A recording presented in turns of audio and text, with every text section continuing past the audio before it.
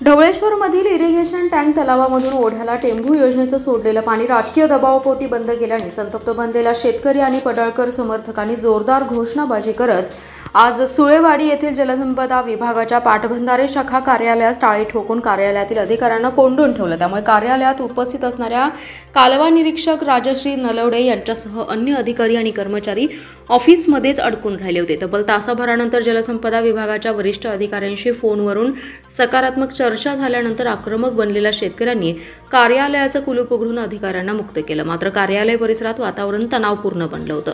यावेळी ढवळेश्वरचे राहुल मंडले, अजित किर्दत, अभिषेक शिंदे, हनुमंत किर्दत, बाळासो पवार, गुरुनाथ किर्दत, स्वप्नील किर्दत, मोहम्मद मुलानी, विकास कारंडे, प्रशांत कारंडे, अमोल कांबळे, भाजपाचे जिल्हा सचिव पंकज दबडे, अनुसूचित जाती मोर्चाचे प्रदेश उपाध्यक्ष संदीप ठोंबरे, विद्यार्थी आघाडी पश्चिम महाराष्ट्र अध्यक्ष निलेश पाटील, अगस्तीनगरचे संपादक सरपंच दाजी पवार, भाजपाच्या आध्यात्मिक आघाडीच्या संतोष यादव, रामराय तुबंगी, छोटू काळे यांच्यासह पदाधिकारी आणि शेतकरी उपस्थित होते। मी राहुल मंडले, ढवळेश्वर सरपंच प्रतिनिधी। तर आज टेंबूचं पाणी ढवळेश्वर तलावा इरिगेशन टँकमध्ये सोडलं होतं आणि त्या तलावाच्या लगत जे 9 बंधारे आहेत त्यांना गेली 2 महिने झालं कसलं पाणी नाही। मग आज अधिकाऱ्यांनीचा मला फोन आला की मला 3 शेतकरी द्या चाक फिरवण्यासाठी।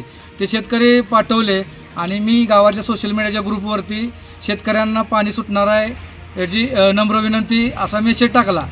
तो मेसेजच्या राजकीय दोषापोटी त्या गावातील काही समाजकंटकांनी तो मेसेज वरिष्ठांना त्यांच्या राजकीय त्याचं भांडवल करून ते पाणी सोडलेलं 1 तास पाणी सोडलेलं पूर्ण बंद केलं। आज शेतकऱ्यांच्या पूर्ण हळहळ आहे, कारण गेली 2 महिने पाणी नाही। शेतकऱ्यांचे ऊस बागायत आहे, त्या शेतकऱ्याचे 5 एकर रताळ आहेत, तर शेतकऱ्यांचे हाल झालेत।